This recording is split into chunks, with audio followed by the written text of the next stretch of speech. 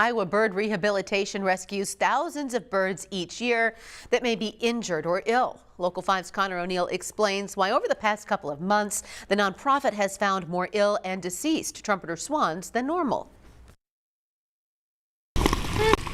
We get calls from all over the state now, especially with social media. Somebody will post that they have an injured bird and immediately they're referred to us. Referrals from people who may notice birds out in nature or come across any exhibiting unusual behaviors. And that's when Iowa Bird Rehabilitation step in to rescue, rehabilitate, and release wild birds into the state. Last year we took in almost 2,000 birds. Generally just a couple of those 2,000 birds though are trumpeter swans each year. However, since January, IBR have already admitted 11 swans and are monitoring even more. 6 swans came from Little Wall Lake, and that lake actually had a total of 30 swans that were affected by lead, and 29 of them have died. We have 1 remaining swan that survived. And with the drought that most of the state of Iowa is currently facing right now, receding water levels mean that swans with those long necks of theirs can accidentally consume lead fragments at the bottom of these bodies of water more easily. Iowa Bird Rehabilitation were made aware of another swan case weeks ago near downtown Des Moines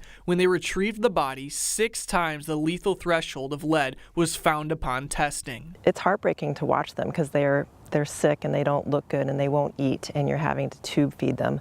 So you definitely get, I think, attached to certain cases. This one in particular was definitely harder, I think, on all of us that were caring for the swans. But Boonjakuakul said outside this issue, the swan population is improving. At one point, trumpeter swans were actually almost extinct from the U.S., and they have now are coming back. Their population is doing great. In Johnston, Connor O'Neill, Local 5 News. Iowa Bird Rehabilitation says to help with this issue, if you fish or you hunt, try to use lead-free tackle and ammunition.